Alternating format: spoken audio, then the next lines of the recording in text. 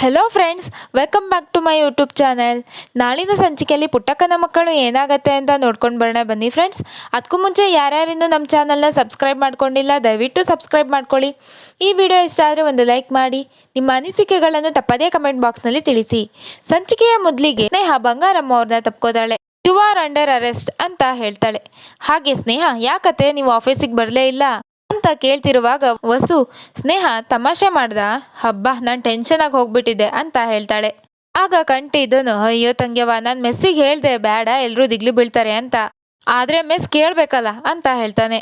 ಕಂಟಿ ನಡೆದಿದ್ದನ್ನ ಹೇಳ್ತಾನೆ. ಅವರು ಮನೆಗೆ ಬರ್ಬೇಕಾದ್ರೆ, ಶ್ರೀ ನಂಗೆ ಅತ್ತೆ ಮೇಲೆ ತುಂಬಾ ಕೋಪ ಇದೆ ಅಂತ ಸ್ನೇಹ ಹೇಳ್ದಾಗ ಕಂಟಿ, ನಂಗೂ ಅವ್ವ ಬರ್ಲಿಲ್ಲ ಅಂತ ಅವ್ರ ಮೇಲೆ ಬೇಸರ ಐತೆ ಮೆಸ್ಸು, ಆದ್ರೆ ಯಾವ್ದೋ ಮುಖ್ಯವಾದ ಕೆಲ್ಸದಾಗಿದ್ರೇನೋ ಅಂತ ಕಂಟಿ ಹೇಳ್ದಾಗ, ಆದ್ರೂ ಶ್ರೀ ಅಂತ ಸುಳ್ಳೆ ಡ್ರಾಮಾ ಮಾಡೋ ಥರ ನನಗೂ ಅತ್ತೆ ಮೇಲೆ ತುಂಬಾ ಕೋಪ ಇದೆ ಅಂತ ಸ್ನೇಹ ಹೇಳ್ತಾಳೆ. ಆಗ ಕಂಟಿ, ಇದೇನ್ ಮೆಸ್ಸು ಕೋಪ ಇದೆ ಅಂತ ಕಣ್ಣು ಹೊಡಿತಿದ್ದೀರಾ ಅಂತ ಹೇಳಿದಾಗ ಸ್ನೇಹ ಮತ್ತೆ ನನಗೆ ಕೋಪ ಇದೆ ಅಂತ ಮತ್ತೆ ಆಕ್ಷನ್ ಮಾಡ್ತಾಳೆ. ಓಹ್, ಇದು ಕೋಪ, ನಂಗೆ ಅರ್ಥ ಆಯ್ತು ಅಂತ ಕಂಟಿ ಹೇಳ್ತಾನೆ. ಹಾಗೆ ಸ್ನೇಹ, ಇವಾಗ ನಾನು ಒಳಗೆ ಹೋಗ್ತಿದ್ದಂಗೆ ಡ್ರಾಮಾ ಮಾಡ್ತೀನಿ ಆಯ್ತಾ ಅಂತ ಹೇಳಿದಾಗ ಕಂಟಿ, ಮೆಸ್ಸು ನಿಮಗೆ ಡ್ರಾಮಾ ಮಾಡೋಕ್ಕೆಲ್ಲ ಬರ್ತದಾ ಅಂತ ಕೇಳ್ತಾನೆ. ಆಗ ಸ್ನೇಹ, ಟ್ರೈನಿಂಗಿಗೆ ಹೋಗಿದ್ನಲ್ಲ ಅವಾಗ ಕಲ್ತ್ಕೊಂಡೆ ಸ್ನೇಹ ಹೇಳ್ತಾಳೆ. ಆಗ ಕಂಟಿ, ಆದ್ರೂ ಅದೆಲ್ಲ ಬೇಡ ಮೆಸ್ಸು, ಸುಮ್ಕೆ ಬನ್ನಿ ಅಂತ ಕರಿತಾನೆ. ಆಗ ಸ್ನೇಹ, ಇಲ್ಲ ಶ್ರೀ, ಎಷ್ಟೇ ಮುಖ್ಯವಾದ ಕೆಲಸ ಇದ್ರೂ ಅತ್ತೆ ಬರಬೇಕಿತ್ತು, ನಂಗೆ ಎಷ್ಟು ಬೇಜಾರಾಗಿದೆ ಗೊತ್ತಾ, ಅದಕ್ಕೆ ಸ್ವಲ್ಪ ಅತ್ತೆನ ಆಟಾಡ್ಸೋಣ ಅಂತ ಅಂತ ಸ್ನೇಹ ಹೇಳ್ತಾಳೆ. ಆಗ ಸ್ನೇಹ, ಇದಕ್ಕೆ ನೀವು ಸಪೋರ್ಟ್ ಮಾಡ್ತಿರೋ ಇಲ್ವೋ ಅಂತ ಕೇಳ್ತಾನೆ. ಆಗ ಕಂಟಿ, ಆಯ್ತಾಯ್ತು ಮಾಡ್ತೀನಿ, ಆದರೆ ತುಂಬ ಆಟಾಡ್ಸೋದು ಬೇಡ, ಬಿಡ್ನೆ ಹೇಳ್ಬಿಡಮ್ಮ ಅಂತ ಹೇಳ್ತಾನೆ. ಈ ಸ್ಟೋರಿನ ಕಂಟಿ ಎಲ್ರ ಮುಂದೆ ಹೇಳ್ತಾನೆ. ಹೀಗಾಗ್ಲಿ ಅಂತಾನೆ ನಾನು ಆ ಥರ ಮಾಡಿದ್ದು, ನಾನು ಎಷ್ಟು ಕಾಯ್ತಿದೆ ಗೊತ್ತಾ ನೀವು ಬರ್ತೀರಾ ಅಂತ ಅಂತ ಸ್ನೇಹ ಹೇಳಿದಾಗ ಸಿಂಗಾರಮ್ಮ, ಹಂಗೆ ಸ್ನೇಹ ಕೆಲ್ಸದ ಮೇಲೆ ಆಚೆ ಹೋಗಿದೆ, ತಡ ಆಯ್ತು, ನನ್ನ ಕ್ಷಮಿಸ್ಬಿಡವ್ವ ಅಂತ ಹೇಳ್ತಾರೆ. ಮತ್ತೆ ದೃಢವಾದ ನಿರ್ಧಾರ ಇಲ್ಲದೆ ಈ ಥರ ಮಾಡಲ್ಲ ಅಂತ ನನಗೆ ಗೊತ್ತು, ಆದರೂ ಸ್ವಲ್ಪ ಬೇಜಾರಿತ್ತು, ಅದಕ್ಕೆ ಆಟ ಆಡಿಸ್ಬಿಟ್ಟೆ ಅಂತ ಸ್ನೇಹ ಹೇಳ್ತಾಳೆ. ಆಗ ಸಿಂಗಾರಮ್ಮ ಮನ್ಸಲ್ಲಿ, ಹಬ್ಬ ಜಸ್ಟ್ ಮಿಸ್ಸು, ನಾನಿದ್ದಿದ್ದು ಬೆಂಗಳೂರು ಜೈಲಲ್ಲಿ ಅಂತ ಹೇಳ್ಬಿಡೋಣ ಅನ್ಕೊಂಡೆ ಅಂತ ಮನ್ಸಲ್ಲೇ ಯೋಚನೆ ಮಾಡ್ತಿರ್ತಾಳೆ. ಆಗ ಸ್ನೇಹ, ಅತ್ತೆ ಊರವರೆಲ್ಲ ನಂಗೆ ವಿಶ್ ಮಾಡಿದ್ರು, ಆದ್ರೆ ನಂಗೆ ನಿಮ್ಮ ಆಶೀರ್ವಾದ ಮುಖ್ಯ ಅಂತ ಹೇಳಿದಾಗ ಸಿಂಗಾರಮ್ಮ, ನನ್ನ ಆಶೀರ್ವಾದ ನಿನ್ ಮೇಲೆ ಯಾವಾಗೂ ಇರ್ತೈತೆ ಅಂತ ಹೇಳ್ತಾರೆ. ಹಾಗೆ ಸ್ನೇಹ, ಆದ್ರೆ ಅತ್ತೆ ನೀವು ಒಂದ್ಸಲಿನಾರು ಬಿಡು ಮಾಡ್ಕೊಂಡು ನಮ್ಮ ಆಫೀಸಿಗೆ ಬರಲೇಬೇಕು ಅಂತ ಹೇಳಿದಾಗ ಸಿಂಗಾರಮ್ಮ, ಬರ್ದೇ ಇರ್ತೀನಿ, ಖಂಡಿತ ಬರ್ತೀನಿ ಅಂತ ಹೇಳ್ತಾರೆ. ಆಗ ಸ್ನೇಹ, ನಾನು ಫ್ರೆಶ್ ಅಪ್ ಆಗಿ ಬರ್ತೀನಿ, ಎಲ್ರೂ ಒಟ್ಟಿಗೆ ಕುತ್ಕೊಂಡು ಊಟ ಮಾಡೋಣ ಅಂತ ಹೇಳಿ ಅಲ್ಲಿಂದ ಹೋಗ್ತಾಳೆ. ಇಷ್ಟು ದಿನ ಇವಳು ಇದ್ದಿದ್ದಕ್ಕೂ ಇವಾಗ ಇವಳು ಆಡ್ತಾ ಇರೋದಕ್ಕೂ ತುಂಬಾನೇ ವ್ಯತ್ಯಾಸ ಇದೆಯಲ್ಲ ಅಂತ ರಾಧಾ ಮನ್ಸಲ್ಲೇ ಯೋಚನೆ ಮಾಡ್ತಿರ್ತಾಳೆ. ಅತ್ತೆಗೆ ರೋಪ್ ಹಾಕ್ತಿದ್ದಾಳೆ, ಇದಕ್ಕೆಲ್ಲ ಫುಲ್ ಸ್ಟಾಪ್ ಹೇಗಿಡೋದು ಗೊತ್ತಾಗ್ತಿಲ್ಲ ಅಂತ ಯೋಚನೆ ಮಾಡ್ತಾ ಹಾಗೆ ನಿಂತ್ಕೊಂಡಿರ್ತಾಳೆ. ಇನ್ನು ಈ ಕಡೆ ಗೋಪಾಲ ಗಂಗಾಧರಯ್ಯನ ಹುಡ್ಕೊಂಡು ಗಂಗಾಧರಯ್ಯ ಮತ್ತೆ ಅವ್ರ ಮಗಳು ಇದ್ದ ಜಾಗಕ್ಕೆ ಬರ್ತಾರೆ. ಆಗ ಗಂಗಾಧರಯ್ಯ ಅವ್ರ ಕೈಯಲ್ಲಿದ್ದ ಲೆಟರ್ ಅನ್ನ ಬೇಗ ಬೇಗ ತೆಗೆದು ಮುಚ್ಚಿಡ್ಕೋತಾರೆ. ಆಗ ಗೋಪಾಲ, ಗಂಗಾಧರಯ್ಯ ಚೂರು ಮಾರ್ಕೆಟಿಗೆ ಹೋಗೋದಿತ್ತು, ಬಾ ಹೋಗ್ಬರೋಣ ಅಂತ ಕರೆದಾಗ ಗಂಗಾಧರಯ್ಯ, ಅಣ್ಣ ಅದು ಒಂಚೂರು ಕೆಲಸ ಇತ್ತು ಇವತ್ತು ಅಂತ ಹೇಳ್ತಾರೆ. ಗೋಪಾಲ, ಯೋ ಮಾರ್ಕೆಟಿಗೆ ಹೋಗೋದು ಒಂದು ಕೆಲಸನಯ್ಯ ಅಂತ ಹೇಳ್ತಾರೆ. ಹಾಗೆ ಪುಟ್ಟಕ್ಕ ಕೂಡ ಅಲ್ಲಿಗೆ ಬರ್ತಾರೆ. ಆಗ ಗಂಗಾಧರಯ್ಯ, ಅಮ್ಮೋರೆ ನೀವು ಅವಕಾಶ ಮಾಡಿಕೊಟ್ರೆ 1-2 ಗಂಟೆ ಹೊರಗೆ ಹೋಗಿ ಬರ್ತೀನಿ, ಒಂಚೂರು ಕೆಲಸ ಇತ್ತು ಅಂತ ಹೇಳ್ತಾರೆ ಗಂಗಾಧರಯ್ಯ. ಆಗ ಪುಟ್ಟಕ್ಕ, ಆಯ್ತಪ್ಪ ಹೋಗ್ಬಾ ಅಂತ ಹೇಳ್ತಾರೆ.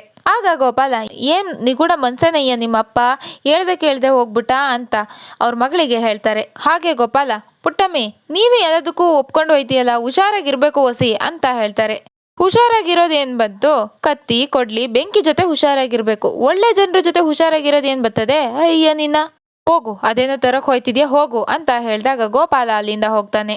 ಆಗ ಪುಟ್ಟಕ್ಕ ಒಬ್ರೇ ನಿಂತ್ಕೊಂಡು, ಪಾಪ ಅವಯ್ಯ ಏನ್ ಕಷ್ಟನೋ ಏನೋ, ಯಾರ ಹತ್ರನೂ ಹೇಳ್ಕಂತಾನೂ ಇಲ್ಲ, ಹೇಳ್ಕೊಳಕ್ಕೆ ಮನ್ಸು ಒಪ್ತಾ ಇಲ್ವೇನೋ, ಸಂಕೋಚ ಸ್ವಾಭಿಮಾನ, ನಾನಾರ ಕೇಳಿ ಯಾಕೆ ಮನ್ಸು ನೋಯಿಸ್ಲಿ ಅಂತ ಪುಟ್ಟಕ್ಕ ಯೋಚನೆ ಮಾಡ್ತಾ ಅಲ್ಲಿಂದ ಹೋಗ್ತಾರೆ. ಈ ಕಡೆ ಕಂಟಿ ಅವ್ರ ರೂಮಲ್ಲಿ ಪೇಪರ್ಸ್ ಅಲ್ಲಿ ಬಂದಿರೋ ಸ್ನೇಹ ಫೋಟೋನ ಕಟ್ ಮಾಡಿ ಇಡ್ತಾ ಇರ್ತಾರೆ. ಆಗ ಸ್ನೇಹ ಬರ್ತಾಳೆ. ಶ್ರೀ ಏನಿದೆಲ್ಲ ಅಂತ ಕೇಳಿದಾಗ ಕಂಟಿ, ನಿಮ್ಮನ್ನ ಕತ್ತರಿಸಿ ಅಂಟಿಸ್ತೀವಿ ಅಂತ ಹೇಳ್ತಾನೆ. ಈ ಕತ್ರಿನೇ ನನ್ ಕಣ್ಣು, ಈ ಪುಸ್ತಕನೇ ನನ್ನ ಹೃದಯ, ಈ ಗಮ್ಮೆ ನನ್ನ ಸವಿ ನೆನ್ಪು ಅಂತ ಕಂಟಿ ಹೇಳ್ತಾನೆ. ಆಗ ಸ್ನೇಹ, ಕತ್ರಿ ಕವಿಗಳೇ ನಿಲ್ಸಿ ಇದನ್ನೆಲ್ಲ ಅಂತ ಪೇಪರ್ನ ಎತ್ತಿಡೋಕ್ ಹೋಗ್ತಾಳೆ. ಆಗ ಕಂಟಿ, ಇರಿ ಮೆಸ್ಸು ಇನ್ನೂ 4 ಪೇಪರ್ ಐತೆ ಅಂತ ಹೇಳ್ತಾನೆ. ಆಗ ಸ್ನೇಹ, ಇದೇನ್ ಶ್ರೀ ಮಕ್ಳು ತರ ಅಂತ ಹೇಳಿದಾಗ ಕಂಟಿ, ಯಾಕೆ ಮುಂದೆ ನಮ್ಮ ಮಕ್ಳಿಗೆ ತೋರಿಸ್ಬಾರ್ದೆ ಅಂತ ಹೇಳ್ತಾನೆ. ನಿಮ್ಮವ್ವ ಏಟ್ ಸಾಧನೆ ಮಾಡೋಳೆ ಅಂತ ಕಂಟಿ ಹೇಳ್ತಾರೆ.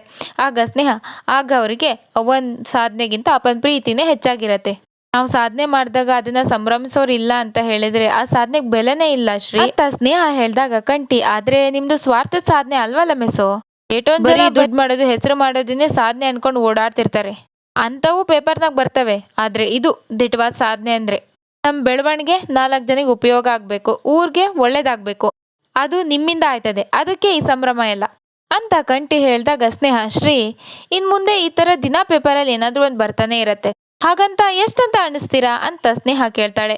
ಎಷ್ಟು ಬಂದರೂ ಹಿಂಗೆ ಅಂಟಿಸ್ತಾ ಇರೋದೆಯಾ ಅಂತ ಕಂಟಿ ಹೇಳ್ತಾನೆ. ನಿಮ್ಮ ಬಗ್ಗೆ ಸಣ್ಣ ಸುದ್ದಿ ಬಂದ್ರೂ ಅದನ್ನ ಕಟ್ ಮಾಡಿ ಅಂಟಿಸ್ತೀನಿ. ವಯಸ್ಸಾದ್ಮೇಲೆ ನಾವಿಬ್ಬರೇ ನದಿ ದಂಡೆ ಮೇಲೆ ಮನೆ ಕಟ್ಕೊಂಡು ಹಾಯಾಗಿ ಕುಂತಿರ್ತೀವಲ್ಲ, ಸೌದೆ ತಗೊಬಂದು ಸಣ್ಣಕ್ಕೆ ಬೆಂಕಿ ಹಾಕಿ ರಾತ್ರಿ ಎಲ್ಲ ಮಾತಾಡ್ಕೊಂಡು ಕೂತಿರುವಾಗ ನಾನು ಓಡ್ ಹೋಗ್ಬಿಟ್ಟು ಈ ಪುಸ್ತಕ ತಗೊಬರ್ತೀನಿ. ಆಗ ಮತ್ತೆ ಇದನ್ನೆಲ್ಲ ಜ್ಞಪ್ತಿ ಮಾಡ್ಕೊಂಡು ಖುಷಿಯಾಗಿರ್ಬೋದು. ಏಟೊಂದು ಜನ ಒಂದೇ ಒಂದು ಕಿತ ಪೇಪರ್ನಾಗ ಬಂದರೆ ಸಾಕು ಅಂತ ಕಾಯ್ತಾ ಇರ್ತಾರೆ. ಅಂದಮ್ಯಾಕೆ ಇನ್ಮೇಲೆ ನೀವು ದಿವಸ ಪೇಪರಾಗಿ ಬರ್ತೀರಾ? ಇದೆಂಥ ಖುಷಿ ವಿಷಯ, ಇದು ತಮಾಸೆನಾ ಅಂತ ಕಂಟಿ ಹೇಳ್ತಿರುವಾಗ ಸ್ನೇಹ, ಅಯ್ಯೋ ಮರ್ತೇ ಬಿಟ್ಟೆ, ನಾನು ನಿಮಗೇನೋ ಕೊಡಬೇಕು ಅಂತ ತಂದಿದ್ದೆ, ಕೊಡೋದೇ ಮರ್ತೋಯ್ತು ನೋಡಿ ಅಂತ ಬ್ಯಾಗಿಂದ ಏನೋ ತಕ್ಕೊಂಡು ನಾನು ನಿಮಗೆ ಏನು ತಂದಿದ್ದೀನಿ ಅಂತ ಗೆಸ್ ಮಾಡಿ ನೋಡೋಣ ಅಂತ ಸ್ನೇಹ ಹೇಳಿದಾಗ ಕಂಟಿ, ನಂಗೆ ಏನು ತಂದಿದ್ದೀರಾ ಮಿಸ್ಸು ಅಂತ ಕೇಳ್ತಾನೆ. ಸ್ನೇಹ ಗೆಸ್ ಮಾಡಿ ಅಂತ ಹೇಳ್ತಾಳೆ. ಕಂಟಿ ನಂಗೆ ಗೊತ್ತಾಗ್ತಿಲ್ಲ ಅಂತ ಯೋಚನೆ ಮಾಡ್ತಾ ನಿಂತ್ಕೊಂಡಿರ್ತಾನೆ. ಏನಿರ್ಬೋದು, ಪುಸ್ತಕ, ವಾಚ್, ನಾನು ಶಾನೆ ದಿವಸದಿಂದ ತಗೋಬೇಕು ಅಂತಿದ್ದೆ ಅಂತ ಕಂಟಿ ಯೋಚನೆ ಮಾಡ್ತಿರುವಾಗ ಸ್ನೇಹ ಏನು ಅಂತ ಕೇಳ್ತಾಳೆ. ಶೇವಿಂಗ್ ಸೆಟ್ಟು ಅಂತ ಕಂಟಿ ಹೇಳ್ತಾನೆ. ಕರೆಕ್ಟಾ ಅಂತ ಮತ್ತೆ ಕೇಳ್ತಾನೆ. ಆಗ ಸ್ನೇಹ ಹ್ಞೂ ಅಂತ ಹೇಳ್ತಾಳೆ. ಆಗ ಕಂಟಿ ಮತ್ತೇನ್ ಮೆಸ್ಸು ಅಂತ ಕೇಳಿದಾಗ ಸ್ನೇಹ ಅವಳ ಕೈಯಲ್ಲಿದ್ದ ಬಾಕ್ಸ್ನ ಕೊಟ್ಟು ತಗೊಳ್ಳಿ ನೀವೇ ನೋಡಿ ಅಂತ ಕಂಟಿಗೆ ಕೊಡ್ತಾಳೆ. ಕಂಟಿ ಅದನ್ನ ಓಪನ್ ಮಾಡಿ ನೋಡ್ತಾನೆ. ಅದರಲ್ಲಿ ಒಂದು ಸರ ಇರತ್ತೆ. ಆ ಸರದ ಪೆಂಡೆಂಟ್ ಅಲ್ಲಿ ಸ್ನೇಹ ಮತ್ತೆ ಕಂಟಿ ಫೋಟೋ ಇರತ್ತೆ. ಅದು ನೋಡಿದ ಕಂಟಿ, ಫೋಟೋ ಇರೋ ಚೈನು ಸಂದಾಗೈತೆ ಮೆಸ್ಸು, ಇನ್ ಮುಂದೆ ಇದನ್ನ ಬಿಚ್ಚಕ್ಕೆ ಇಲ್ಲ, ನೀವೇ ಹಾಕಿ ಅಂತ ಸ್ನೇಹನ್ ಕೈಗೆ ಕೊಡ್ತಾನೆ. ಆಗ ಸ್ನೇಹ ಸರ ಹಾಕ್ಬಿಟ್ಟು, ಹಳೆ ಕಾಲದ ತರ ಅನ್ಸ್ಬೋದು, ಆದ್ರೆ ಇದನ್ನ ನೋಡಿದ ತಕ್ಷಣ ನಂಗೆ ತುಂಬಾ ಇಷ್ಟ ಆಗೋಯ್ತು, ಅದಕ್ಕೆ ತಂದ್ಬಿಟ್ಟೆ, ಮ್ಯಾಕ್ ನೀವು ಭದ್ರವಾಗಿ ನಾನು ಎದೆ ತಾಕೆ ಇರ್ತೀರಾ ಅಂತ ಕಂಟಿ ಹೇಳ್ತಾನೆ. ಇನ್ನು ಮಾರನೇ ದಿನ ಬೆಳಗ್ಗೆ ಕೋದಂಡ ಅವರು ಬಂಗಾರಮ್ಮನವ್ರ ಮನೆಗೆ ಬಂದು ಕರೀತಾ ಇರ್ತಾರೆ ಬಂಗಾರಮ್ಮನ. ಆಗ ಅಲ್ಲಿ ಮಾದೇಗೌಡ್ರು ಮತ್ತೆ ಸಿಂಗಾರಮ್ಮ ಬರ್ತಾರೆ. ಆಗ ಕೋದಂಡ ನಿಮ್ಮನ್ನ ನೋಡ್ಬೇಕು ಅಂತ ಬಹಳ ಜನ ಕಾಯ್ತವ್ರೆ ಅಮ್ಮವ್ರೆ ಅಂತ ಹೇಳ್ತಾನೆ. ಆಗ ಮಾದೇಗೌಡ್ರು, ಹೌದಾ ಬಂಗಾರ, ಪಂಚಾಯತಿ ಏನಾದ್ರು ಕರೆದಿದ್ಯಾ ಅಂತ ಕೇಳ್ತಾರೆ. ಆಗ ಸಿಂಗಾರಮ್ಮ ಇಲ್ವಲ್ಲ ಅಂತ ಹೇಳ್ತಾರೆ. ಆಗ ಕೋದಂಡ, ಅಮ್ಮೋರೆ ಪಂಚಾಯತಿ ನಡೆದು ಬಹಳ ದಿವಸ ಆಗಿತ್ತಲ್ಲೋರ, ಅದಕ್ಕೆ ಎಲ್ಲರೂ ಅವ್ರ ಕಷ್ಟ ಹೇಳ್ಕೊಳಕ್ ಬಂದವ್ರೆ ಅನ್ಸತ್ತೆ ಅಂತ ಹೇಳ್ತಾರೆ. ಆಗ ಸಿಂಗಾರಮ್ಮ, ಓ ಹಂಗಾರೆ ಕೋದಂಡ ಎಲ್ರೂ ಒಳಗ್ ಕಳಿಸ್ಬಿಡ, ಯಾರನ್ನಾರ 4 ಜನ ಒಳಗ್ ಕಳ್ಸು, ಸಮಸ್ಯೆ ಏನು ಅಂತ ಅವ್ರನ್ನ ಕೇಳೋಣ ಅಂತ ಹೇಳ್ತಾರೆ. ಆಗ ಕೋದಂಡ, ಆಯ್ತು ಅಮ್ಮೋರೆ ಅಂತ ಅಲ್ಲಿಂದ ಹೊರಡ್ತಾನೆ. ಹಾಗೆ ಅಲ್ಲಿಗೆ ಮನೆಯವರೆಲ್ಲ ಕೂಡ ಬರ್ತಾರೆ. ಒಂದ್ 4 ಜನ ಬರ್ತಾರೆ. ಆಗ ಸಿಂಗಾರಮ್ಮನವರು, ಹೇಳಿ ಏನ್ ನಿಮ್ ಸಮಸ್ಯೆ ಅಂತ ಕೇಳ್ತಾರೆ. ಆಗ ಸಿಂಗಾರಮ್ಮ ಅವ್ರ ಕೈಯಲ್ಲಿದ್ದ ಪೇಪರ್ಸ್ ನೋಡಿ, ಓ ಸಮಸ್ಯೆಗಳನ್ನೆಲ್ಲ ಬರ್ಕೊಂಡೆ ಬಂದಿದ್ದೀರಾ, ಒಳ್ಳೇದು ಒಳ್ಳೇದು, ಎಲ್ಲನೂ ಕೋದಂಡನ ಕೈಯಲ್ಲಿ ಕೊಡಿ ಅಂತ ಹೇಳ್ತಾರೆ. ಆಗ ಆ ಜನರಲ್ಲಿ ಒಬ್ರು, ಅಮ್ಮೋರೆ ನಾವು ಸ್ನೇಹ ಅವ್ರನ್ನ ನೋಡಕ್ ಬಂದ್ವಿ ಅಂತ ಹೇಳ್ತಾರೆ. ಆಗ ಕಂಟಿ, ಅದೇ ಅನ್ಕಂಡೆ ಏನೆಲ್ಲ ಕಾಗ್ದ ಇಟ್ಕೊಂಡ್ ಬಂದವ್ರಲ್ಲ ಅಂತ, ಅವ್ವ ಸಿ ಮೇಡಮ್ ನೋಡಕ್ ಬಂದಿರೋದು ಅಂತ ಕಂಟಿ ಸಿಂಗಾರಮ್ಮಂಗೆ ಹೇಳ್ತಾನೆ.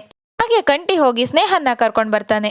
ಆಗ ರಾಧ ಸಿಂಗಾರಮ್ಮನ ಹತ್ರ ಹೋಗಿ, ಇದೇನತ್ತೆ ಊರವರೆಲ್ಲ ಅವ್ರ ಕಡೆನೆ ಅಂತ ಹೇಳ್ತಿರುವಾಗ ಸಿಂಗಾರಮ್ಮ ಒಂದು ಲುಕ್ ಕೊಡ್ತಾರೆ. ಆ ಲುಕ್ನ ನೋಡಿ ಅನ್ಸತ್ತೆ ಅಂತ ಹೇಳೋಕ್ ಬಂದೆ ಅಂತ ರಾಧ ಅಲ್ಲಿಗೆ ಸುಮ್ನಾಗ್ತಾಳೆ. ಹಾಗೆ ಮಾದೇಗೌಡ್ರು ಕೂಡ, ಸ್ನೇಹ ಇಷ್ಟು ದಿನ ಜನ ಬಂಗಾರಮ್ಮನ ನೋಡಕ್ ಬರ್ತಿದ್ರು, ಈಗ ನಿನ್ನ ನೋಡಕ್ ಬರ್ತವ್ರೆ ಅಂತ ಖುಷಿಯಿಂದ ಹೇಳ್ತಾರೆ. ಆಗ ಅದರಲ್ಲಿ ಒಬ್ರು ಹೆಂಗಸರಿದ್ದವರು, ನಮ್ಮ ಊರಲ್ಲಿ ಕುಡಿಯೋ ನೀರಿನ ಸಮಸ್ಯೆ ಇದೆ, ಅದಕ್ಕೋಸ್ಕರ ಬಂದ್ವಿ ಅಮ್ಮೋರೆ ಅಂತ ಸ್ನೇಹನ ಹತ್ರ ಹೇಳ್ತಾರೆ. ಆಗ ಸ್ನೇಹ, ಅಲ್ಲ ನೀವು DC ಆಫೀಸ್ಗೆನೆ ಬರ್ಬೋದಿತ್ತಲ್ಲ, ಮನೆಗೆ ಯಾಕೆ ಬಂದ್ರಿ ಅಂತ ಹೇಳ್ತಾಳೆ. ಅದನ್ನ ಕೇಳಿಸ್ಕೊಂಡು ರಾಧಾ ಸಿಂಗಾರಮ್ಮನ ಹತ್ರ ಬಂದು, ಮನೆಗೆ ಯಾಕೆ ಬಂದ್ರಿ, ನೀವು ಡೈರೆಕ್ಟ್ ಆಗಿ DC ಆಫೀಸಿಗೆ ಬರ್ಬೋದಿತ್ತಲ್ಲ ಅಂತ ಹೇಳ್ತಿದ್ದಾಳೆ ಅಂತ ಹೇಳ್ತಾಳೆ. ಆಗ ಹೆಂಗಸರಿದ್ದವರು, ಅಮ್ಮೋರೆ ನಾವೆಲ್ಲರೂ ದಿನಗೂಲಿ ಕೆಲಸ ಮಾಡೋರು, ಕಚೇರಿ ತಾವ್ ಬಂದ್ರೆ ದಿನ ಎಲ್ಲ ಅಲ್ಲೇ ಕಳ್ದೋಯ್ತದ ಅಮ್ಮೋರೆ ಅಂತ ಹೇಳಿದಾಗ ಅವ್ರ ಕೈಯಲ್ಲಿ ಪೇಪರ್ಸ್ನ ಸ್ನೇಹ ಇಸ್ಕೊಳ್ಳೋಕೆ ಹೋಗ್ಬೇಕಾದ್ರೆ ಕಂಟಿದ್ದವನು ಸ್ನೇಹನ ತಡಿತಾನೆ.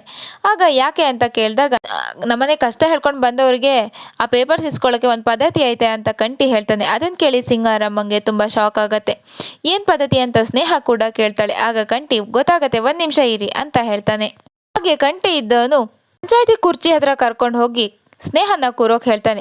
ಆಗ ರಾಧಾ ಇದ್ದವಳು ಸಿಂಗಾರಮ್ಮನ ಹತ್ರ, ಅತ್ತೆ ಅವಳಿಗೆ ನಿಮ್ಮ ಮೇಲೆ ಚೂರಾದ್ರೂ ಗೌರವ ಅನ್ನೋದಿದ್ರೆ ಅವಳು ಈ ಚೇರ್ ಮೇಲೆ ಕುತ್ಕೊಳ್ಳಲ್ಲ ಅಂತ ಹೇಳ್ತಾಳೆ. ಆಗ ಕಂಟಿ ಇದ್ದವನು, ನೀವ್ ಈ ಕುರ್ಚಿ ಮೇಲೆ ಕುತ್ಕೊಂಡು ಜನರ ಕಷ್ಟ ಎಲ್ಲ ಕೇಳಿ, ನಾನು ಹೇಳ್ತಿರೋದ್ರಾಗೆ ತಪ್ಪಿಲ್ಲ ಅಲ್ಲ ಅಂತ ಸಿಂಗಾರಮ್ಮನ್ ಕೇಳ್ತಾನೆ. ಆಗ ಸ್ನೇಹ, ಶ್ರೀ ಇದೆಲ್ಲ ಮೊದ್ಲು ತಗೊಂಡೋಗಿ, ಇದೆಲ್ಲ ಏನು ಬೇಡ ಅಂತ ಹೇಳ್ತಾಳೆ. ಆಗ ಕಂಟಿ, ಅವ್ವ ನೀನ್ ಹೇಳವ್ವ, ನೀ ಹೇಳಿದ್ರೆ ನಮ್ಮವ್ರು ಕೇಳ್ತಾರೆ ಅಂತ ಸಿಂಗಾರಮ್ಮಂಗೆ ಹೇಳ್ತಾನೆ.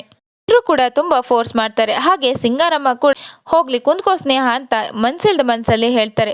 ಆಗ ಸ್ನೇಹ, ಸರಿ ನೀವೆಲ್ಲ ಇಷ್ಟು ಫೋರ್ಸ್ ಮಾಡ್ತಿದ್ದೀರಾ ಅಂತ ನಾನು ಅದ್ರ ಮೇಲೆ ಕುತ್ಕೋತೀನಿ ಅಂತ ಆ ಚೇರ್ ಮೇಲೆ ಕೂರ್ತಾಳೆ. ಆಗ ಎಲ್ಲರೂ ಮನವಿ ಪತ್ರನ ಸ್ನೇಹನ್ ಕೈಲಿ ಕೊಡ್ತಾರೆ. ಇನ್ನು ಇದೆಲ್ಲ ಆದ್ಮೇಲೆ ಎಲ್ಲರೂ ಅಲ್ಲಿಂದ ಹೋದ್ಮೇಲೆ ಸಿಂಗಾರಮ್ಮ ಆ ಕುರ್ಚಿ ಮೇಲೆ ಕಣ್ಣು ಹಾಕಿ ತಾನು ಅದ್ರ ಮೇಲೆ ಕೂರ್ಬೇಕು ಅಂತ ಹೋದ ತಕ್ಷಣ ಇನ್ನೇನು ಕೂರೋ ಟೈಮಲ್ಲಿ ಡಾನ್ ದಾಸಪ್ಪ ಕಾಲ್ ಮಾಡ್ತಾರೆ. ಸಿಂಗು, ನಾನು ಹೇಳಿದ ಕೆಲಸ ಎಲ್ಲಿವರೆಗೂ ಬಂತು ಅಂತ ಕೇಳ್ತಾರೆ.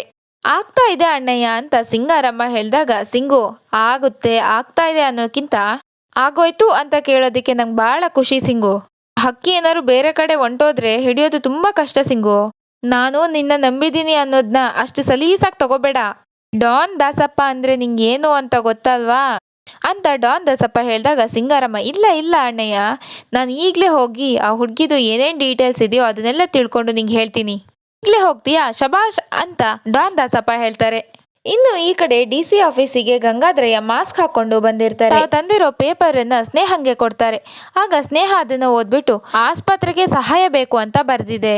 ಆದ್ರೆ ಯಾರ್ಗೆ, ಏನಕ್ಕೆ, ಏನ್ ಸಮಸ್ಯೆ ಇದೆ, ಇದಕ್ಕೂ ಹಿಂದೆ ಬೇರೆ ಏನಾದ್ರೂ ಟ್ರೀಟ್ಮೆಂಟ್ ಆಗಿತ್ತಾ, ಆ ಯಾವ ಡೀಟೇಲ್ಸು ಇಲ್ವಲ್ಲ ಅಂತ ಸ್ನೇಹ ಕೇಳಿದಾಗ ಗಂಗಾಧರಯ್ಯ, ನೀವೇ ನಮಗೆ ಹೆಲ್ಪ್ ಮಾಡಬೇಕು ಮೇಡಮ್ ಅಂತ ಹೇಳ್ತಾರೆ. ಆಗ ಸ್ನೇಹ, ಖಂಡಿತ ಹೆಲ್ಪ್ ಮಾಡ್ತೀನಿ, ನಿಮ್ಮ ID ಪ್ರೂಫ್ ಮತ್ತೆ ಡೀಟೇಲ್ಸ್ ನ ಕೊಡಿ ಅಂತ ಕೇಳ್ತಾಳೆ. ನೀವೇ ಬರಿತೀರಾ ಅಂದ್ರೂ ಓಕೆ, ಅಥವಾ ನಮ್ಮವ್ರ ಹತ್ರನೇ ಹೇಳಿ ಬರ್ಸಿಸ್ತೀನಿ ಅಂತ ಸ್ನೇಹ ಹೇಳ್ತಾಳೆ. ಸ್ನೇಹ ಎದ್ದೋಳು, ಮತ್ತೆ ನಿಮ್ಮ ಹತ್ರ ಆಸ್ಪತ್ರೆ ರೆಕಾರ್ಡ್ಸ್ ಏನಾದರೂ ಇದೆಯಾ ಅಂತ ಕೇಳಿದಾಗ ಗಂಗಾಧರಯ್ಯ, ಆ ಥರ ಏನೂ ಇಲ್ಲ ಮೇಡಮ್, ನಾವು ಊರ್ ಬಿಟ್ಟು ಬಂದಿದ್ದೀವಿ, ಇಲ್ಲಿ ಸಹಾಯ ಮಾಡೋದಕ್ಕೆ ನಮ್ಗೆ ಯಾರೂ ಇಲ್ಲ, ನೀವೇ ಕಾಪಾಡಬೇಕು ಮೇಡಮ್ ನಮ್ಮನ್ನ ಅಂತ ಗಂಗಾಧರಯ್ಯ ಹೇಳಿದಾಗ, ಅಲ್ಲ ಸರ್, ನಾನು ಹೇಳ್ತಿರೋದು ನಿಮ್ಗೆ ಅರ್ಥ ಆಗ್ತಿಲ್ಲ ಅನ್ಸತ್ತೆ, ನೀವು ಏನೂ ವಿವರ ಕೊಡದೆ ಸಹಾಯ ಮಾಡಿ ಅಂದ್ರೆ ಅದು ಹೇಗೆ ಸಾಧ್ಯ ಹೇಳಿ? ಕಡೆ ಪಕ್ಷ ನಿಮ್ಮ ಮುಖ ಆದರೂ ತೋರಿಸ್ಬೇಕಲ್ಲ, ಯಾರು ನೀವು? ಮಾಸ್ಕ್ ತೆಗೀರಿ ಅಂತ ಸ್ನೇಹ ಹೇಳ್ತಾಳೆ. ಆಗ ಗಂಗಾಧರಯ್ಯ ಮಾಸ್ಕ್ ತೆಗಿತಾರೆ.